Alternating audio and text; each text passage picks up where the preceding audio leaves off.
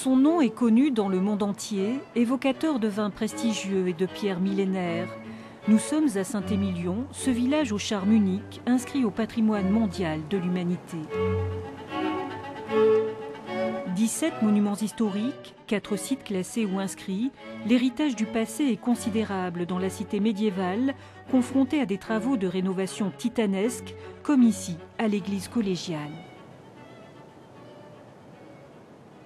Le problème de cette pierre, c'est qu'elle est calcaire, elle est très friable, et donc l'usure du temps vraiment a fait son œuvre, et donc on a toute une série de pierres à changer, mais il ne faut pas non plus changer trop de pierres pour respecter au mieux l'intégrité du bâtiment.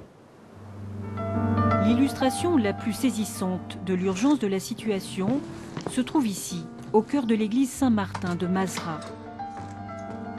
Une église construite entre le XIe et le XIIe siècle. Aujourd'hui, il faudrait au moins 3 ans de travaux pour la remettre en état. Il y a un contraste saisissant entre l'extérieur de l'édifice et puis l'intérieur. On s'est attaché à restaurer le chevet et le beffroi de l'église. On va poursuivre cette restauration, mais effectivement, il y a un énorme travail de restauration à faire à l'intérieur de l'édifice. De quoi se sentir dépassé pour ces amoureux du patrimoine en quête de financement. Car si Saint-Émilion reçoit chaque année 1 million de visiteurs, le village ne compte que 2000 habitants, à peine 150 dans le bourg. Une petite commune inquiète face à l'ampleur de la tâche. C'est une réelle inquiétude parce que c'est presque viscéral.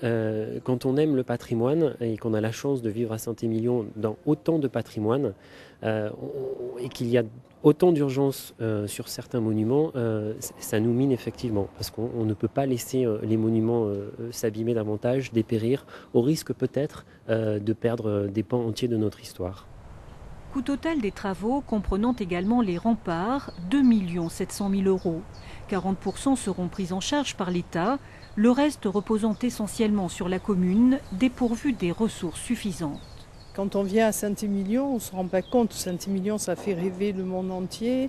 On a l'impression que c'est quelque chose où il y a une activité communale énorme. En fait, au niveau rentrée d'argent, il n'y a pas beaucoup parce qu'il y a peu d'habitants, peu de taxes, peu d'entreprises qui sont installées. Donc au niveau financier, c'est quand même pas évident. Seule solution, le mécénat. 150 000 € ont été récoltés, mais on est très loin du compte. C'est pourquoi un autre appel sera lancé au début de l'année prochaine via la Fondation du patrimoine pour permettre à Saint-Émilion de conserver toute la splendeur de son paysage.